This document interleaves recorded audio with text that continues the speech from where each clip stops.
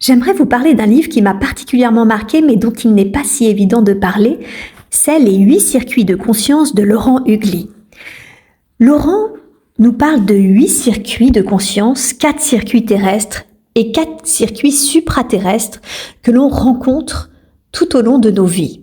Et je dis bien de nos vies car on ne peut des fois pas les rencontrer tous au cours d'une seule vie.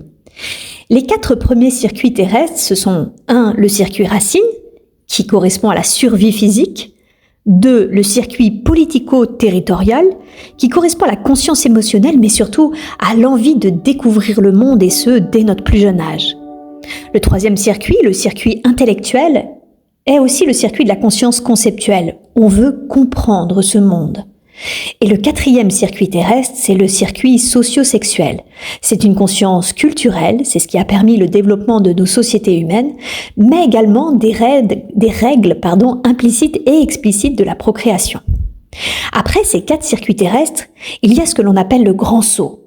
C'est une phase de transition, de flottement, où on va réaliser que la vie ne se résume pas à ce qui est uniquement sur Terre et qu'il y a quelque chose d'autre.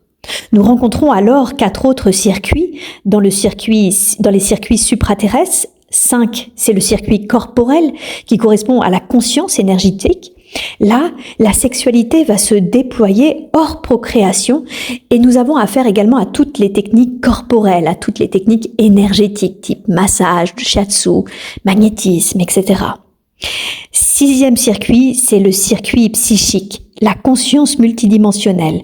Les phénomènes paranormaux, les voyages multidimensionnels, en hypnose transpersonnelle, on est en plein dedans. Nous avons également le 7e circuit. C'est le circuit mystico-religieux, la conscience universelle. À ce moment-là, dans ce circuit-là, c'est de la connaissance pure de la spiritualité. Et enfin, le 8e circuit, celui justement, j'ai presque envie de dire, dont c'est l'objectif à atteindre, c'est le circuit créateur, la conscience cosmique. La conscience cosmique, c'est un peu l'humour cosmique aussi, qui semble parfois complètement incorrect quand vous pouvez entendre « tout est juste ». Évidemment, d'un point de vue terrestre, ça semble horrible à entendre, comment tout pourrait être juste.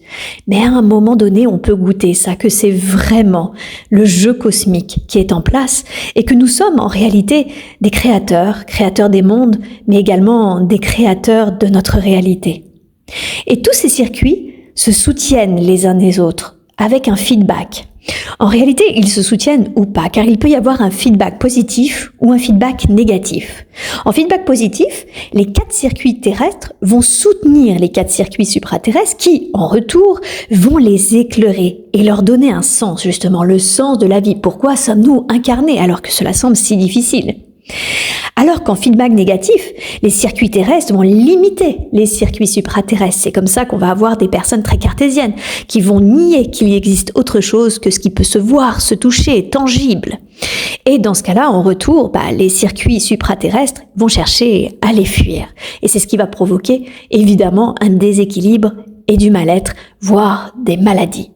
Je ne peux que vous conseiller ce magnifique ouvrage qui est absolument passionnant, Les 8 circuits de conscience de Laurent Hugli.